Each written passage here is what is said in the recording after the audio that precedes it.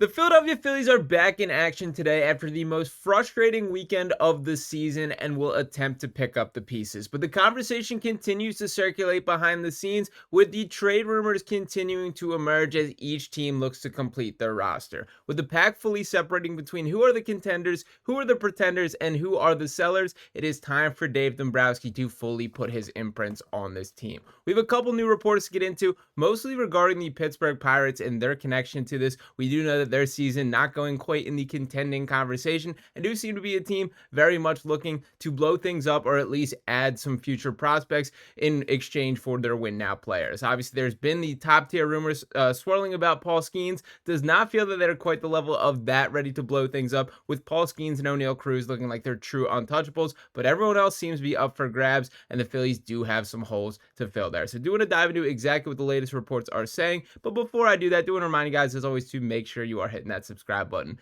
At this time, just 26.3% of you guys watching these videos have subscribed to us here on Phillies Digest. We want to keep this Phillies Digest family growing. We have a lot more baseball to get into and a lot more better times than what this past series was against the Brewers. So let's start off and get into the reports of today. Now, before I do that, I do want to set the stage and talk a little bit about where we're at on the season. And the quote that I think summed it up best was from Eagles defensive coordinator himself, Vic Fangio. As I'm sure plenty of you know, he's a diehard Phillies fan, maybe even more than you and I on this. The way that Vic Fangio follows that team, it's very funny and a very charming part of his job qualification. But he was kind of asked about the Phillies' weekend struggles at Eagles OTAs, and he said the quote, "The warts will show up eventually." Unfortunately, that's kind of where I think we're at with this Phillies season. This is still a very good baseball team, but the holes are there. The warts are there, and that is what needs to be fixed before you head into this final push. So as these players begin to emerge, that is what the mindset should be from the Phillies perspective. Now, to dive into the reports, I do first want to start off with this coming from Sportscasting here, and initially from USA Today's Bob Nightingale reveals that the Pittsburgh Pirates are listening to offers for everyone on their team not named Paul Skeens or O'Neal Cruz. So the only two untouchable there is, and obviously guys that are pretty comfortably viewed as their best players there. Paul Skeens, if he were to hit the open market, I truly think we would see him hit a historic trade return. That dude is the real deal by every definition, and obviously they're not ready to quit on him just yet. But where the Phillies do come into this conversation is this paragraph follows up saying, quote, "The Pittsburgh Pirates are flatly rebuking all interest from teams wanting to engage in trade talks for ace Paul Skeens, but will listen to offers on every other player but him and outfielder O'Neal Cruz," wrote Nightingale. Two intriguing players are third baseman Cabrian Haynes and outfielder Brian Reynolds. They were each expected to become cornerstone pieces of the franchise, and both have struggled. With the Pirates expected to put them on the market at the trade deadline, Reynolds is in the third year of an 8-year, $106.75 million deal, the largest in club history. And just sort of interject here, we know a little bit of the Brian Reynolds kind of allure or track record to this point. The dude has been a very good baseball player, but is basically having a disaster of a season. He's in the negative WAR category right now. When you look across his hitting splits, it's pretty much across the board as bad as we've ever seen from him, and the frustration certainly seems to be growing in Pittsburgh. They handed him the largest contract in franchise history, and he's performed about as bad as you could possibly hope for. I'm not sure if this is sort of a change of scenery situation and he wakes up. I do think it is fair to assess that the environment in Pittsburgh, which, I mean, we've already seen a manager fired, obviously very much underwhelming expectations coming into the year. Not that they were looked at as this top tier contender by any means, but certainly a more respectable ball club than the product that has been put on the field. And Reynolds has to wear some of that blame himself. Now, to continue on in the article, we have from Sports Illustrated Brad Wakai suggesting that the Phillies could trade for Reynolds to solve their outfield woes. Reynolds is a two-time All-Star and has 6+ years of club control. He would solidify the outfield for years to come. Quote, "While Reynolds has struggled this year with a 238, 307, and 379 slash line and an OPS plus that is below the league average of 100, his career OPS plus figures is 121. While also hitting 24 or more home runs in each of the last 4 seasons with an 80+ RBI season in 3 of those," wrote Wakai.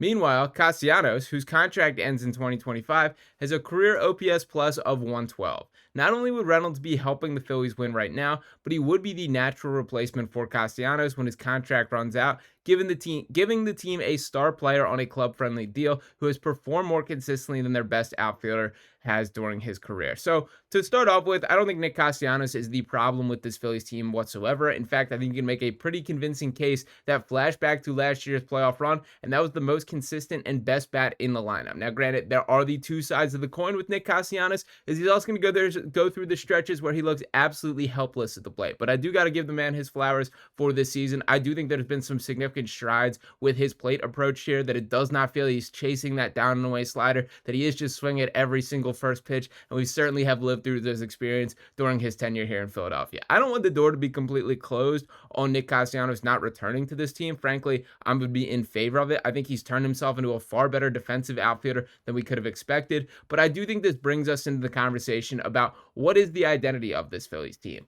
When you flash back to when it was truly being constructed, the mindset was very much find guys who mash baseballs and figure out the defense on the other side of things. We kind of have strayed with that. I understand to some regard that it has been necessary, that you're going to have to complement players like Nick Castellanos, or when we had Kyle Schwarber in left field, and Max Kepler is certainly an improvement on the defensive side of things there, but it was more necessary to have players like Johan Rojas. Now, when looking at this Phillies team, it feels like we're in a middle ground where there's just not enough iffy. When you have or there's too much iffy. When you have the give with the take, that you know Kyle Schwarber is not going to be a positive left fielder from a defensive perspective, but if he's going to be leading the league in home runs, you can live with that. It kind of feels like they've sold out on the middle ground here. To bring the conversation back to Bryan Reynolds, this would be a step back in that initial identity. This is a guy who can mash baseballs. This is a guy who can complement, create a little bit of resistance in the lineup. And to dive into what his stats are on the season overall, again, as the article acknowledged, that this is not his best season by any means,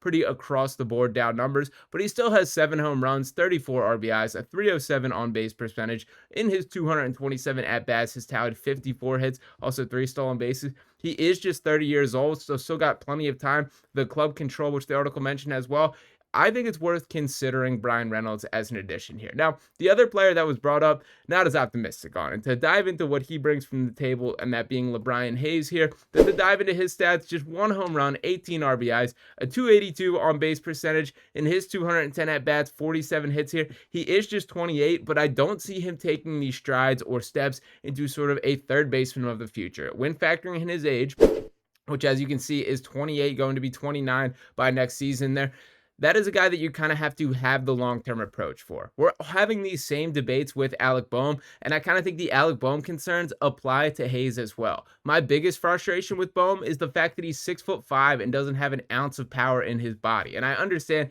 he hit a home run last week that I believe he's up to 3 on the season, might even be 4 on the season for Bohm overall here. But when looking at his frame, he should be a power hitter. He's a gap. He's a line drive guy that he will, and again, he's had his flashes where he's raking up RBIs at an incredibly high rate, but he's a flawed baseball player when kind of putting it into perspective to where it all fits in this lineup. We've seen the frustrations with Alec Bohm. Frankly, I think it is very fair to assess that the Phillies tried pretty desperately to trade him if they could find any sort of upgrade this offseason, but obviously that did not come into fruition here. I do think taking LaBryan Hayes as a replacement there would be sort of a step down. But where my mind really went with this type of report is if this Pirates team is really selling, I think there is another player that they should be interested, and that being in the bullpen. We could have our debates about what is the biggest concern about this Phillies team, but I do think Dennis Santana would be a huge solution here. Looking at his stats on the season, that he has pitched 24.1 innings out of the pen here, has not allowed a home run all season, has struck out 21 across those 24.1 innings, allowed just 17 hits. That comes out to a 1.48 ERA, a .904 whip. That is just 6.3 hits per 9 innings. He's still just 29 years old. That is a guy that I think would be a huge addition to the bullpen here. And the thing that is really appealing to me is I do think the Phillies, for quite some time at this point, have just sort of swung through rentals in the bullpen. And that's been sort of the strategy that we're going to, and there is a high amount of, I guess, turnover in bullpen pitchers overall, that you will see guys that are elite one year and are horrible the next year. That is kind of how it works. But I do think Dennis Santana is not a player that falls on this list and could be a guy viewed as a little bit more of a long-term solution. We don't have to go shopping for Carlos Estevez at the deadline. We don't have to go and find our new Jeff Hoffman or whatever the new retread of a new player in and year out, that is a bit of a foundational bullpen arm that I could view. That is how highly I think of him, and that is something that I think the Phillies should fully be interested in. So while there not be the missing piece per se on this Pirates team, I do think there's quite a few options to just add. And I do think like the overall conclusion with this Phillies team is we're working with too many what ifs right now. What if Trea Turner is not good enough when the moment matters most? What are you even going to do in center field if right now is the playoff crunch where you have to put up a lineup? When you're comparing this Phillies team to teams like the Mets or teams like the Dodgers or teams like the Yankees, the margins are so small. And looking up and down those roster, there is just not the same amount of question marks as I currently feel about this Phillies team. And before I brush over the Trea Turner conversation, and do want you guys to give Luke Arcani a little bit of comments about this down below, because he continues to defend Trea Turner to me privately here. But Trea Turner has minus 27 defensive runs saved as a Phillies shortstop since 2023. 11 runs worse than any shortstop over that span. With 8 years and $218 million left on that contract, he's destined for center field and will thrive out there. Now, I don't think there's any indication, nor will there be, from this Phillies franchise overall about that actually happening. I do think that 100% should be the case, but I also think we can kind of read between the lines and understand there was a bit of a handshake agreement when he first signed on the dotted lines in the first place, that the expectation would be for him to be a shortstop. That I think that's something that pushed him to Philadelphia. That's something the team could agree on there. But now that we're seeing it play out, man, it's hurting the team. It's directly hurting the team that he is not good enough as a shortstop. And it is tough. I tried to get a deep dive into the defensive metrics here. Feels like all of them have their individual flaws and how we can view those. But it does not take an advanced baseball eye to note, like, that was a basic, just ground ball that he flubbed up that ended up costing them a run, costing Ranger a result in that game. It's frustrating stuff from Trea Turner that does need to be brought a little bit more to the forefront of the conversation. Even if it's as simple as flip Bryson Stott and Trea Turner at shortstop and second base, now we're starting to talk and move some in the right direction with me. Again, I think this is more of a long-term conversation than anything that will be fixed this year, but I am feeling those Trea Turner frustrations once again. But before we wrap up here, do want to remind you guys one more time, as always, to make sure you are hitting that subscribe button. Once again, that the full number is here. 73.7% of you guys watching these videos have not subscribed to us here at Phillies Digest just yet. Do want to hear your comments below on these potential trade targets. We're beginning to get more and more leak out, but specifically when bringing in the Pirates conversation, would you be intrigued by the Brian Reynolds addition? Is that a bat that you think could take this Phillies team to another level? Am I underselling what the difference could be at third base in contrast to Alec Bowman? Or are you with me on the Dennis Santana love? Do you think that could be a guy that could be a staple of this bullpen moving forward? Let me know what you guys think below. As always, appreciate you guys for tuning in. Make sure you're hitting that subscribe button, dropping a like on this video, and I'll be back talking to you next time. Peace.